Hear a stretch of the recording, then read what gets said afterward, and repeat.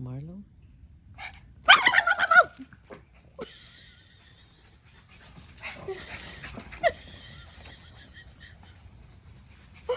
He's crazy.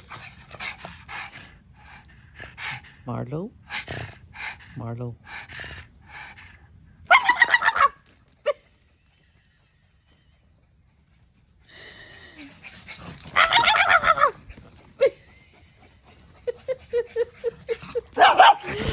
What is it, buddy? You want to play? You want to play? You want to play? You want to play? You want to play? You want to play? What is it?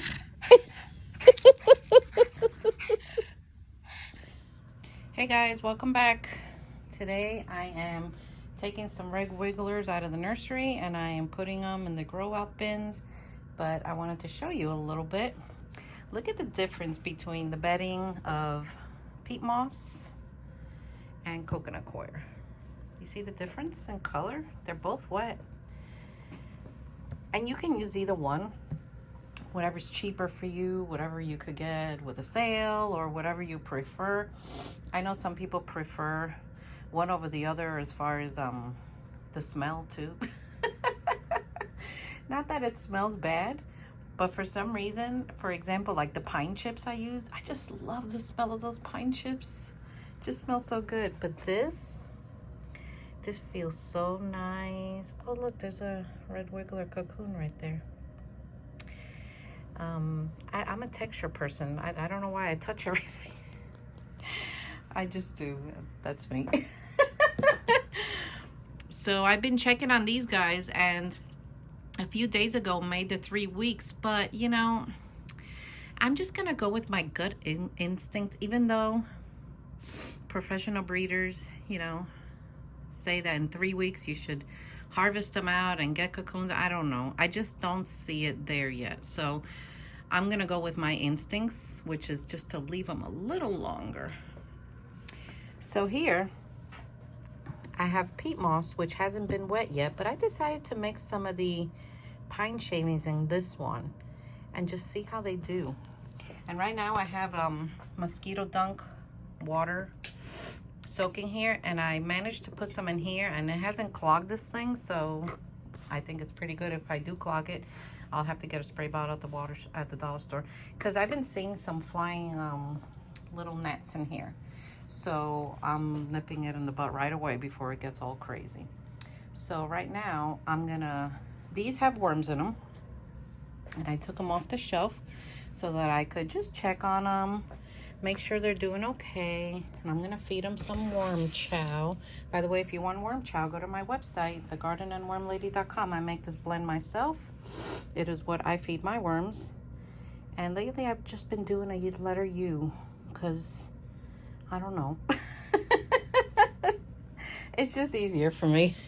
It has no particular reason. Just the letter U. The reason I do it in the middle is because when there are worms here on the side, I want them all to go this way and meet in the middle and find each other, because then when they find each other, that's where the magic happens. So that's what I've been doing. So yeah, everyone's been loving my autumn flavored worm chow. As a matter of fact, today I'm gonna make more because I sold out. There's nothing like autumn, you know? And then I'm also gonna have a Christmas blend. And I only put natural things in my worm chow. There's no crazy ingredients, chemicals. I don't like that. Only the best for my wormies. And I just want you to have the best for yours too. So this is what I'm gonna do. And then I'm gonna take my little bottle that has the mosquito dunk water in it. I'm just gonna give it a spray. I make sure I wet the food, because that's what's gonna attract them, you know. So you all have been doing okay? It's getting busy around here, because my busiest time for worms selling online is winter. Believe it or not, for me it's very hard to ship worms in the summer. I mean, I do it, and so far this year I didn't have any losses, but the heat just gets to them, and it's hard on them. You know, these are red wigglers in here. There are no blues in here. When I used to have blues, I would ship in the winter also, and they did fine. Red wigglers do fine in the winter for shipping, and so do European night crawlers. The African night crawlers, I've done it. I do it sometimes, but I watch the weather closely. You know, it's like I'm gambling with it. But these guys, yeah, they don't mind. I've raised red wigglers in my garage too. And one year I put a thermometer in there because I just had to see, and it hit below 30 in there, and they were fine. I mean, they weren't eating as much as they would inside the house, but they were alive. It's almost like they went dormant, which was, I had never seen, so very interesting. Sorry guys, today I have allergies. The weather here in southern Indiana is crazy. It'll either be cool or scorching. The humidity's crazy. You'll get crazy weather. Like a couple of years ago, we had a tornado go through a couple of miles from here. Well, this one I'm gonna have to soak because this is not gonna cut it. And so, you know, I get allergies from it. I don't know. It is what it is. So I'm gonna cover these in newspaper, but I have to get some plastic for these guys. You know what I've been noticing too? The green plastic, this one, has been easier to cut than the white one. I don't know why. This feels more sturdy compared to the white one. I'm still using the white one, but I don't know. I noticed a difference. So yeah, see, there's a little flying thing in here. So they're gonna get zapped. And that straw down there, I hate it. It is so messy. So I'm using it in my nurseries. The nurseries are really enjoying it. But I'm gonna continue to use the one in there that's like, it's nicely chopped. You know, and it's, I don't know, it's just a lot neater. I hate this thing. I hate it. So I'm just going to keep using it in the nursery. Now, so when I do this, I also wet the newspaper. Because as you can see, even though I put worm chow and everything in there, sometimes they just eat the paper. They like it.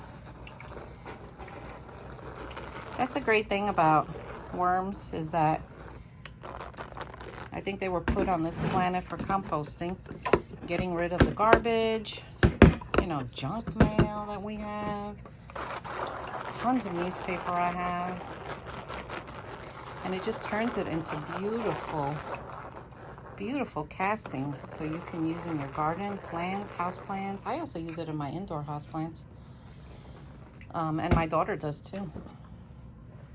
So I'm gonna get plastic for these guys, and then I'm gonna wet this down, and then I gotta go get some worms. All right, so I wet down the bin, and here I have some dolomite lime and some azomite, which is a mineral. I'm gonna show you how I mix this. Okay, I'm back. I had to pause my, I have a TV in here, and I watch all your videos, plus I watch all my Bigfoot documentaries. Okay, anyway, I want to show you some new tools that I'm using. I love these tools. I don't see any other worm farmer using them. If you know what these are, tell me what you think. No guesses. Tell me below. Why did I say that? Like I expect you to answer me through the phone. Anyway, I think I've had too much espresso today. All right, so I added the minerals, and I'm gonna mix it. You like my new tool? So if you're wondering what these are, they're Spurtles, and I have them in all sizes. I love these, and they just help me to grip better because of the problems with my thumbs. Like if I want to mix, I could just go like this. A Spurtle is a tool, or a kitchen tool, that's used in Scotland, I believe, to mix dough. And the reason I got them is because I like the soft round edges. I just feel it's not going to hurt my worms. And when I go in a corner I can get, like, look, I can get the whole corner. I was using these other ones, which I still do, but for some reason, and luckily I had gloves on, there was a plastic piece here loose like that, and I almost cut myself. And I'm thinking, if I almost cut myself, could I be pinching my worms? So I don't know. So anyway, I have Spurtles. You guys know that I'm a cook. I've been cooking since I was 10 years old, and I did it professionally for just about 4 years, but I have always baked bread, and I love these. And if you all want some sourdough starter from me, just go to sourdougnina.com, and that's my other website. But these things, you know, I just like using them to mix, and I'm not hurting my babies, because look how soft that is. So anyway, if you guys want a Spurtle, I have them for sale on my website. They come in all sizes. I have used them all. Plus, they have this little hook, so I want Joe to hang them somewhere for me. I've gone in the nurseries and gone shh with this one. I love them. So anyway, I just wanted to show you my new little gadgets. And I have never seen another worm farmer use Spurtles. Maybe they will now that they'll see me. But I just needed something more gentler, and I just started looking around like, what could I use? And I'm like, oh my gosh, my Spurtles. So anyway, these are gonna stay down here in the wormery. Obviously, I have my own set upstairs in my house for my cooking. But I decided to put them for sale on my website because I know you guys care just about your worms just as much as I do. So there you go, the Spurtles. Ta-da! So I went and got a bucket full of red wigglers from my nursery bin. Now in here we have adult red wigglers and their bedding, basically. So what I did was I grabbed some fistfuls, and they had a little cherry in here, so I left it for them since they were enjoying it so much.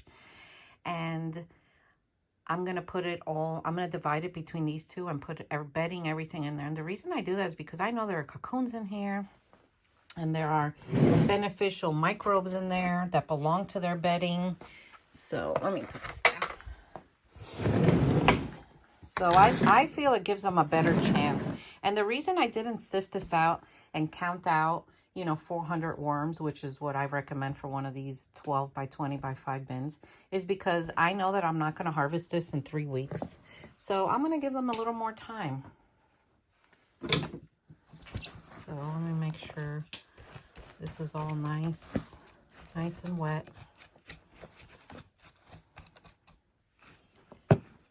This one's wet, but it's not as wet as this one, so I might have to do something. Now my Spurtles, this set I only use for my red wigglers. I don't mix tools among worms because I'm doing my best to keep them separated. So I'm just gonna grab a fistful here. This has a lot of springtails too, which, they're not bad. They'll help, break everything down. But if I let these bins dry out a little bit, the springtails will disappear. They just will.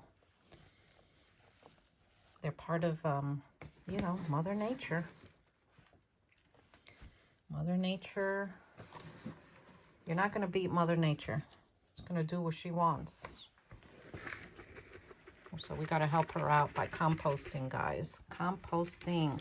I get a lot of people that watch me from California, and I love that. I used to live in LA. I lived in LA for about a year, and I loved it. But the minute I felt the first earthquake, boy, I ran back home to Jersey. But, I know a lot of people in California are very health conscious, and they're, I think that they do a lot of composting out there. So we need to make sure all the other states get involved also. So basically, I just mix it a little. See, I gave them a cherry. Let them, let them do their thing. I leave the light on in here a while. Oh, someone asked me, do I leave the light on in my wormery all the time? Yes, I do. And the reason I do it is because I don't want a mass exit of worms. It doesn't mean that it's going to happen, but since this is like part of my business, I don't want to take a chance. But when I just had my pets in here, I would only keep the light on the first couple of days, And then the composting I did in here, I just shut the light off and they were fine. They were fine. I did have a few here and there get out, but not really. If your worms are happy in their bins, they're usually not going to make a run for it.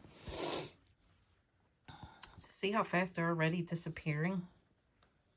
So I'm going to wet this one down a little more. I'm going to cover them with wet newspaper, give them plastic, date them, and they go back on the shelf.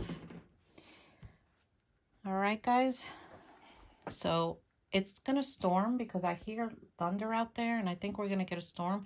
And I have to go make some more worm chow because I'm shipping some tomorrow. So I'm going to stop this here. I hope you liked the video. Like and subscribe.